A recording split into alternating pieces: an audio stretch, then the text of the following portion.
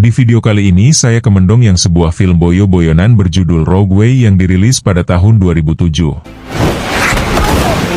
Film ini menceritakan tentang sekelompok turis yang ikut perjalanan menyusuri sungai di pedalaman Australia. Tapi tanpa mereka sadari ternyata mereka masuk ke wilayah kekuasaan seekor boyo raksasa yang buas dan sangat mematikan. Bagaimana keseruan ceritanya? Daripada penasaran, mari kita simak alur ceritanya.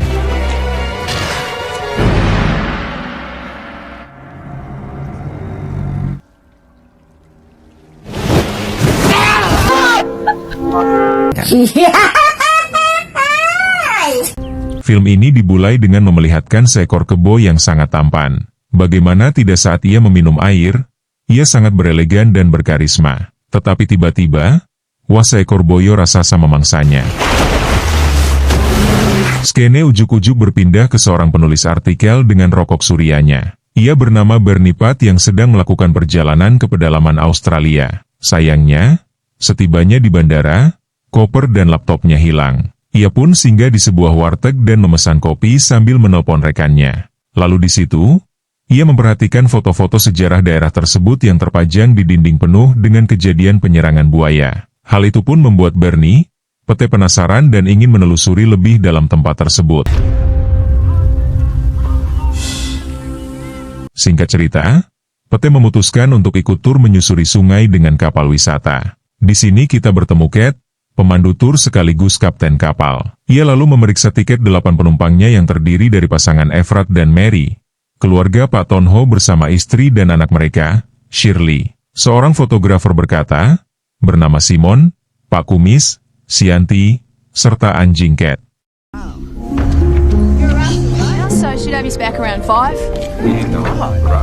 Setelah semua siap, kapal pun berlayar.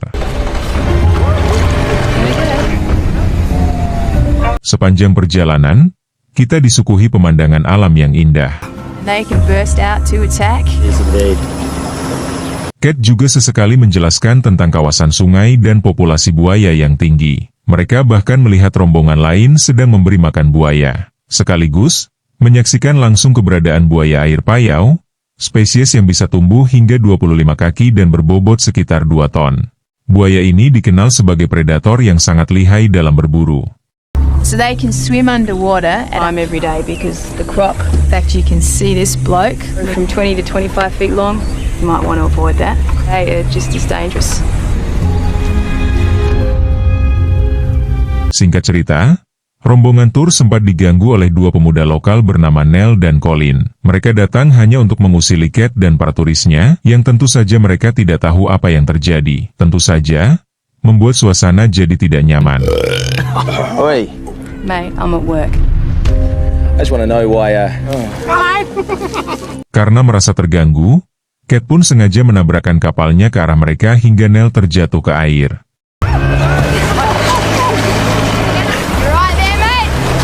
Setelah insiden kecil itu, perjalanan kembali dilanjutkan seperti semula.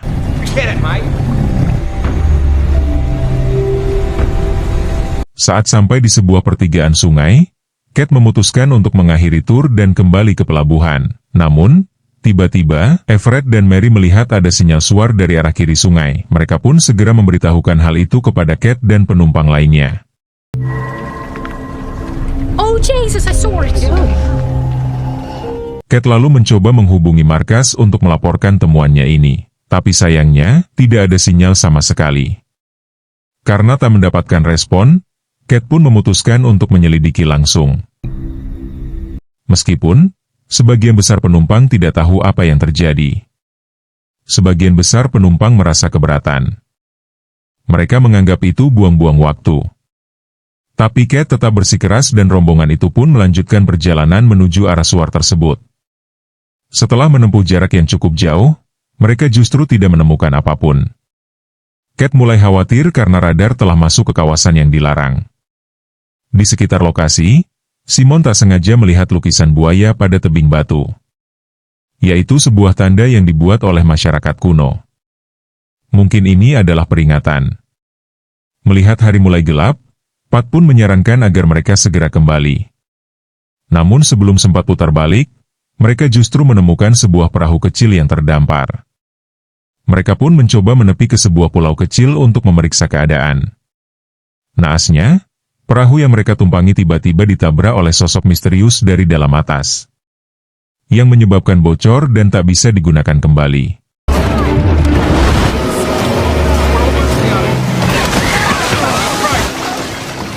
Alhasil, seluruh rombongan pun terjebak di pulau kecil itu. Dengan kondisi darurat, mereka segera mencari barang-barang penting yang bisa digunakan, terutama radio. Sayangnya, radio yang ditemukan sudah rusak karena sempat tenggelam. Komunikasi pun terputus total. Tak ada sinyal, tak ada bantuan, dan yang paling menegangkan, mereka juga tak tahu pasti sebenarnya mereka sekarang ada di mana. Mereka semua pun mulai panik bahagia dan menyalahkan Kate. Kate yang merupakan bertanggung jawab atas tur itu pun menenangkan kekaucaan ini. Kate berkata bahwa ayahnya pasti mengetahui hal yang terjadi dan akan mengirimkan bantuan. Tak lama kemudian, Pak Komis pun berkata bahwa air akan pasang, dan pulau tersebut akan tenggelam. Hal itu ditandai dengan tanaman yang hanya hidup di atas pulau. Lantas, ia pun mengajak seluruh turis untuk segera menyeberang. Lalu kemudian, Kate yang bertanggung jawab atas tur itu melarangnya, karena baru saja buaya besar menyerang kapal mereka. Tetapi, Pak Komis pun sangat emosi, sampai beliau sangat nekat untuk menyeberanginya. Namun untungnya, Everett segera mencegahnya. Semua berfokus kepada suara dari radio. Dan secara tiba-tiba, Everett hilang dimakan buaya. Hal itu pun membuat istrinya histeris. Everett! Stack! Come back! Oh! No!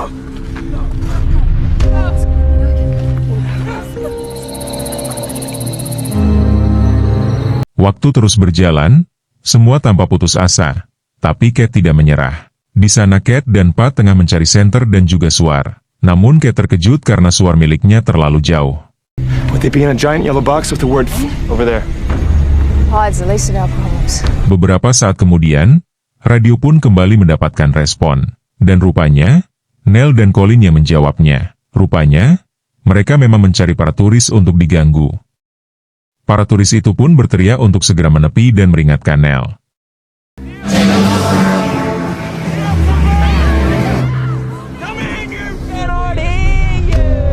Namun, Nell justru meledek mereka, hingga tiba-tiba, buaya tadi menyerangnya hingga kapal kecil mereka terbalik. Colin pun menghilang di mangsa buaya tersebut, sedangkan Nell berhasil berenang menepi bergabung bersama turis yang terjebak.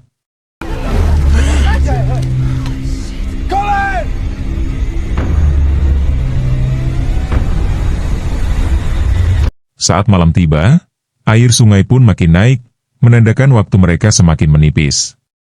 Robohan itu kemudian segera menyalakan senter dan api unggun untuk mendinginkan tubuh sambil terus memikirkan cara agar bisa keluar dari pulau ini.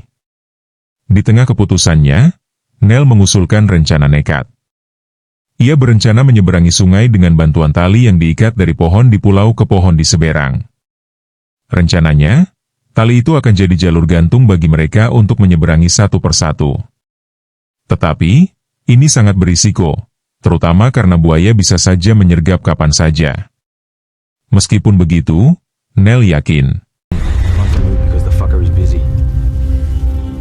Ia menjelaskan bahwa mereka sudah mengganggu daerah teritorial dan menjadi target si buaya, ditambah lagi pulau ini. Hal itu sebentar lagi akan tenggelam karena air pasang. Jadi, tak ada pilihan lain selain mencobanya. Mereka pun segera mempersiapkan semuanya. Kate menyiapkan pelampung bagi yang tak bisa berenang, sementara Nell mengikuti ujung tali ke tubuhnya. Lalu, mulai menyeberangi sungai.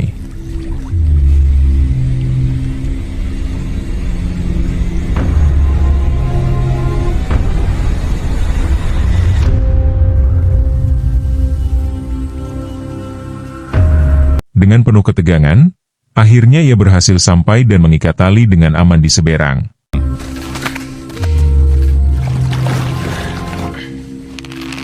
Kini, giliran para turis untuk menyeberangi dengan bergelantungan. Mary menjadi orang pertama yang mencobanya. Di situ, ia tampak ragu dan tidak meyakinkan. Dan benar saja, saat berada di tengah, ia mulai membeku karena kedinginan dan takut.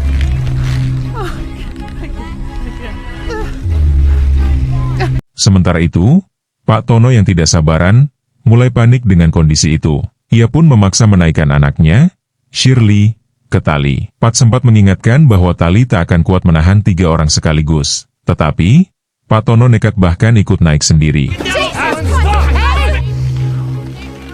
Namun sayangnya, keputusan itu membawa malapetaka. Don't do that, you stupid fucker. I just moved. Nell, yang berniat menolong Mary, secara tiba-tiba buaya datang dan memangsa Nell. Hal ini pun membuat semua orang panik bahagia. Dan karena terlalu berat, pohon tempat tali diikat pun mulai tumbang.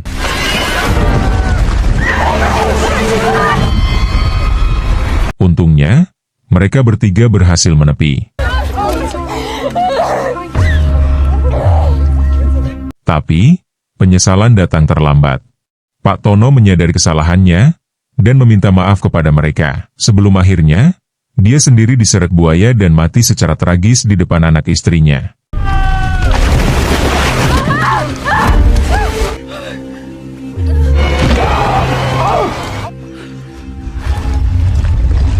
Kini, malam pun semakin pagi. Semakin dingin, situasi makin memburuk dengan terus menaiknya air ke permukaan. Ditambah lagi, Kate terluka karena keselio. Dan tampak sangat terpukul karena merasa bersalah telah membawa semua orang ke dalam situasi berbahaya ini. Pat kemudian mencoba menenangkannya. Menyemangati Kate agar tidak menyerah meskipun semua tanpa salah.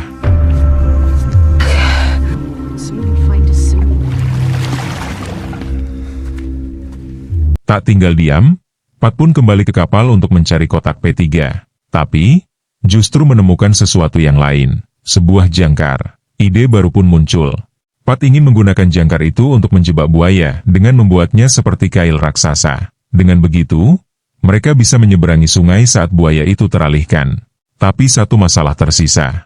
Mereka belum punya umpan. Saat situasi makin genting, muncul saran mengejutkan dari Butini, di mana ia menyuruh Kate mengorbankan anjingnya sebagai umpan. Tapi Kate jelas menolak keras, dan keduanya pun sempat berdebat.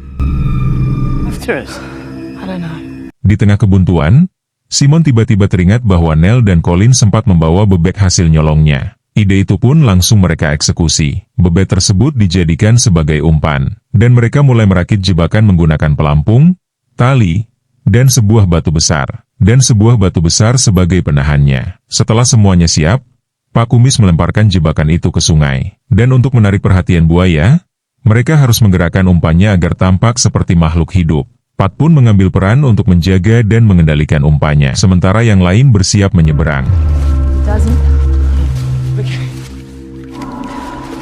Di sisi lain, Butini sempat ragu karena ia tak bisa berenang. Namun Pak Kumis menenangkan Butini yang kini menjanda. Ia memberi pelampung menyemangatinya agar bisa bertahan demi keselamatannya.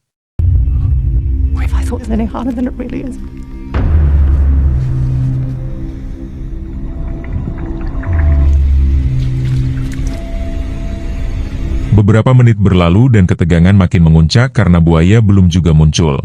Tetapi akhirnya, jebakan berhasil. Buaya itu tertarik dan terperangkap. Tak menunggu waktu lama, aparat tulis pun langsung mulai menyeberang. Pat mengingatkan bahwa waktu menjadikan buaya itu sudah berakhir. Pat mengingatkan bahwa waktu mereka terbatas. Jebakan itu tak akan bertahan lama. Dan satu persatu pun mereka berhasil mencapai seberang. Kini giliran Kate. Namun saat ia masih di tengah sungai, jebakan itu mulai goyang. Pat pun menarik kembali kailnya. Dan ternyata, jebakan itu sudah hancur. Dengan cemas, Pat pun berteriak memperingatkan Kate. Tapi semuanya sudah terlambat. Buaya ganas itu langsung menyambar Kate. Tepat di tengah arus. Pat pun tak bisa tinggal dia melihatnya. Ia langsung menyelam untuk mencari Kate. Namun sayangnya, yang ia temukan hanyalah sebuah senter yang mengambang. Pertanda bahwa Kate telah tiada. Kate!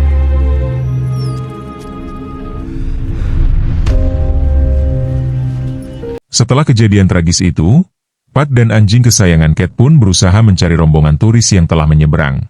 Mereka menyusuri hutan tetapi tak kunjung menemukan siapapun. Dan kebetulan, anjing itu berlari tanpa aba-aba. Pat yang penasaran pun langsung mengejarnya. Tak disangka, anjing itu berhenti di sebuah lubang besar di bawah pohon. Saat Pat mencoba mendekat, ia malah terperosok jatuh ke dalamnya. Di dalam lubang yang sangat gelap itu, Pat menemukan mayat manusia. Ia sadar tempat ini adalah sarang buaya. Ia pun terus menyusuri lorong sempit itu, hingga akhirnya ia melihat Kate yang ternyata masih hidup.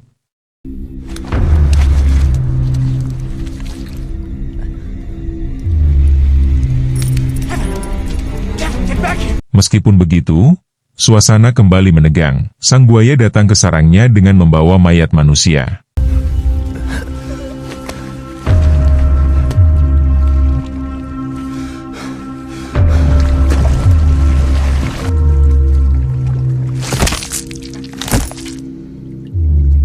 Setelah menelan mayat tersebut, buaya itu pun bobol. Pat yang melihat kesempatan ini pun langsung bergerak. Dengan sangat hati-hati, Pat menggendong Kate dan mencoba mencari jalan keluarnya.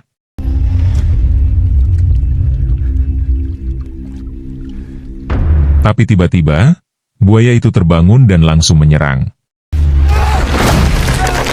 Pat pun terpental dan segera bersembunyi sambil membawa Kate ke sudut gua. Mereka berlindung di balik celah stalaktit gua. Di situ, ia melihat sebatang kayu panjang dan tajam. Ia pun menyusun rencana.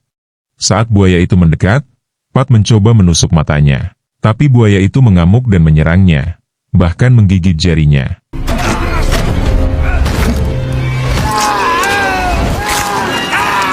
Dengan sekuat tenaga, Pat pun menusukkan kayu itu ke mata buaya, yang membuatnya memundur.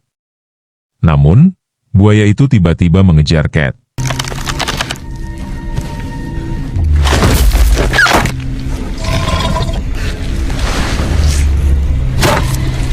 Dalam kondisi sekarat, Pat memancing sang predator agar menjauh dari Kate. Ia juga menyiapkan jebakan terakhir. Sebatang kayu runcing ditahan oleh batu sebagai tombak darurat. Saat buaya itu menerkam, kayu itu pun menghantar. Ia juga menangkap ke dalam kepala dan menancap ke dalam tepat di kepalanya. Kini, pertarungan pun berakhir. Pat selamat, walau nyaris tewas berada di tengah mulut buaya yang kini mati membeku.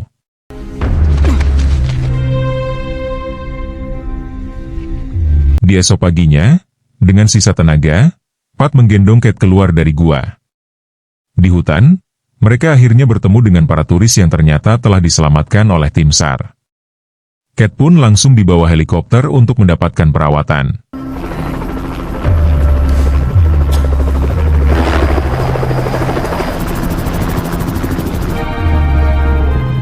Dan di akhir film, Pat pun dikenang sebagai pahlawan.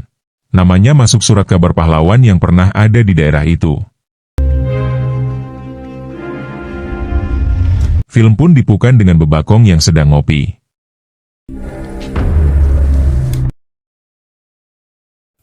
Oke guys, itulah Alutsuta film Rogui. Semoga kalian terhibur dengan Alutsuta yang saya buahkan. Mohon maaf jika ada kesalahan dalam penyampaiannya ataupun penyebutan nama. Jumpa di video berikutnya.